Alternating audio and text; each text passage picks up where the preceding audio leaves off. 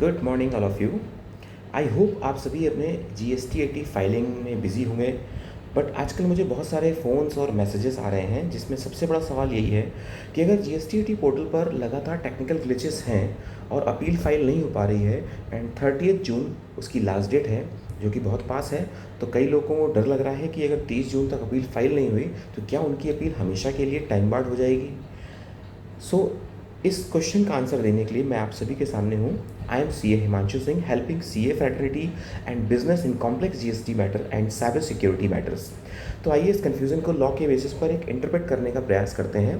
तो सबसे पहले बात करते हैं सेक्शन 1112 सबसेक्शन 1 के अकॉर्डिंग GST 80 फाइलिंग की लास्ट डेट क्या डेट होती है। उसमें लॉ कहता है कि within 3 months from the date of communication of the first appeal order. यानी कि अब ये 30 जून कहाँ से आ गई, तो इसके लिए हम लोग चलते हैं 17 सितंबर 2025 को एक नोटिफिकेशन गवर्नमेंट ने इशू किया जिसके तहत उन्होंने फिक्स किया कि जितनी भी अपील्स 31 मार्च 2026 तक ऑर्डर आ चुके हैं फर्स्ट अपील के, उनके लिए 30 June 2026 due date of filing of appeal before the GST 80 उन्होंने फिक्स कर दी।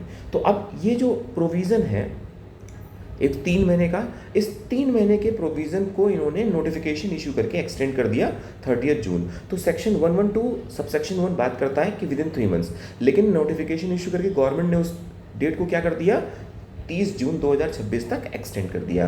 तो यानी कि 3 महीने के अंदर अपील नहीं हुई तो 30 जून तक हम लोग कर सकते हैं अगर जो भी ऑर्डर्स 1 अप्रैल 2026 के पहले तक इशू हो चुके हैं फर्स्ट अपील के।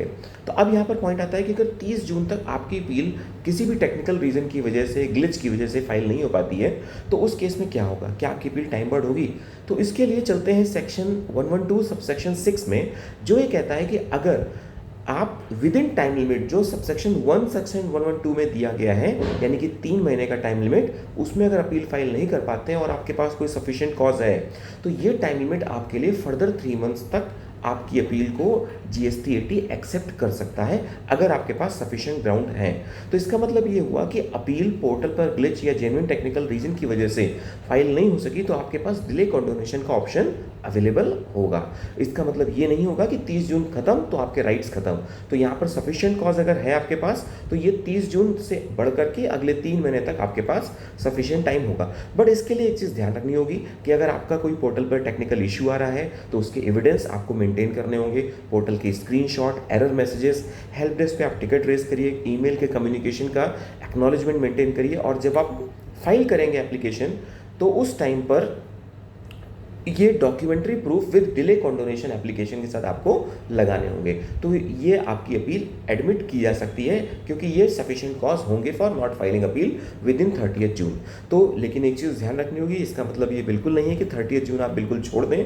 30 जून की अपील फाइल करने का आप पूरा प्रयास करिए, बट अगर टेक्निकल रीज़न है तो विद एविडेंसेस डिले कंडोनेशन की एप्लीकेशन प्रिपेयर करके आप 30 जून के बाद भी अपील फाइल कर सकते हैं। आई होप ये इन्फॉर्मेशन अगर आपको सफिशिएंट और इन्फॉर्मेटिव लगती है तो you can refer with your friends, CA advocates and business. Thank you very much.